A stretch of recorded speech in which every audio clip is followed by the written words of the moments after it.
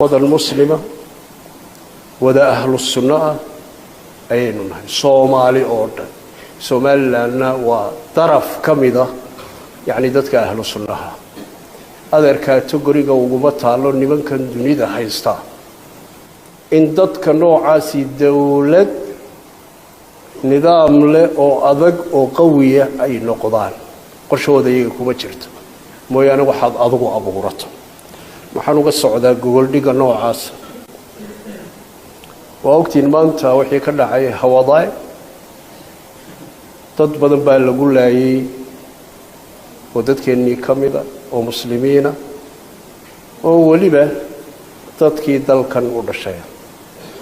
waxaa lagu leeyahay dad kale oo abriya ah oo ah dad muslimiina oo Soomaaliya ayaa lagu leeyahay waa inaynu fahamno waa maxay istiraatiijiyada UN iyo Mareykanka iyo gaaladu ay ka leedahay geeska Afrika si aynaan iskugu qaldin in inagu aynu difaacno xuquuqdeena iyo siyaasadda caamka ee ku wajahan geeska Afrika مسلمين بدروا بقول كيبل لحدنا أي إتابية كلهم ولا جميسني إنك بدن قرون وقرون إياه جاي مكوح الله استعماليا إياه أن إسأجين إنه يدب إنه جاي نكرسيا وأنا أرنت أي نتهاي ما تصح كبدي عقل له إنه نوقف كرنه ودكتين إنك بدن 8 سنوات بنكهديني وردت كاسي توبيا كايمانا يا حكمة يا عقل له أي ندلك وجوجين وايو يجوا يستعرين ولا استعماليا إننا ندب بدن بي إنه كينيا إذا حكومة هي شري لا تنمان تشوكتا ويكسحنا تبتو تسوحة أي كينيس الدنيا globalization بالصعودة ووقت انتردوا انت أي تهي maanta hargeysa waxa ka jiray marka laga tago intan dhibaatadu ay dhacday wax la leeyahay waxa aynu guriyo leenahay nin dadkeena khayrka badan la oo aad inoogu weyn ayaanu gurigiisa booqan subhanallah hablaha guriga jooga quruxdooda iyo qoyahooda waad yaabaysa nin dhalinyara oo 22 jira oo sirwaal gaaban xilan garan yaroo wada muujinayana xidhan ayaa naga furay albaabkii subhanahu wa ta'ala billah albaabka markaanu garaacaynay ee aanu gurigii galnay saddex hablood baa soo taagan oo guriga kamida subhanallah gurigii markii aanu wareysanay muxuu yahay ninkan dhalinyartay waliba de waqtigii dhalinyartu ay ugu quruxda badnayd ah wuxuu noqday in Ethiopian subhanallah idan ma aha inaynu baraarugno ma aha inaynu magaratay marka arrin yar dhaco aynu magaratay qiiroono dal iyo dad laguma hogaamiyo qiiro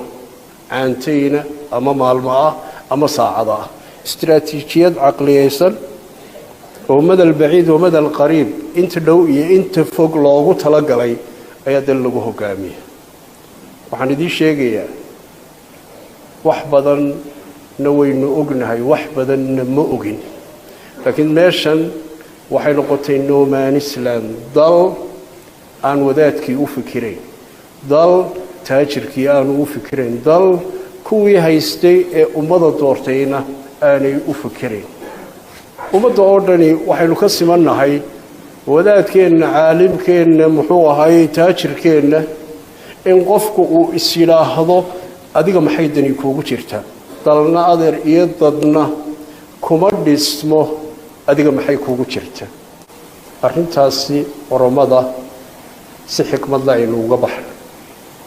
xukuumadda waxaanu kula talinaynaa warxadka halaadke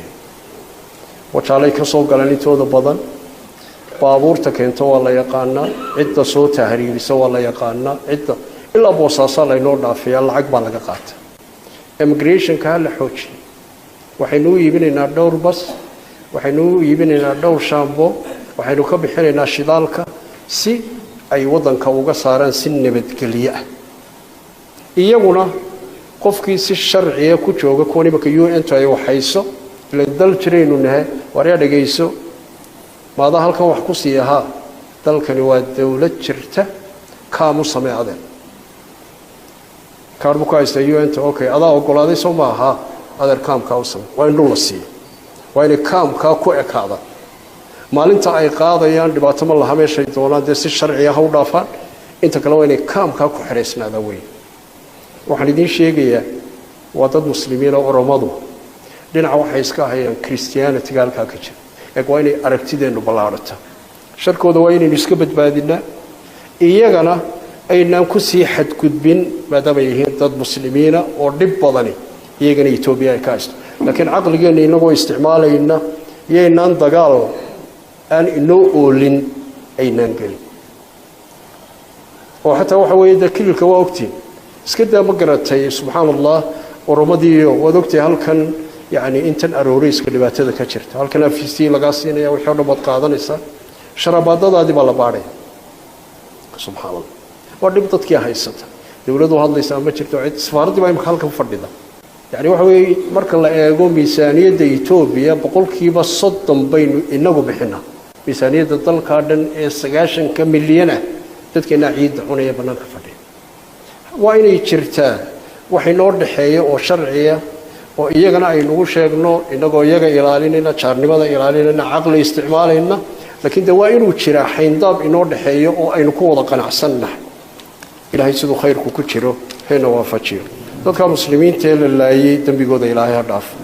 waalidkoodii ilaahay ciwad ha ka siiyo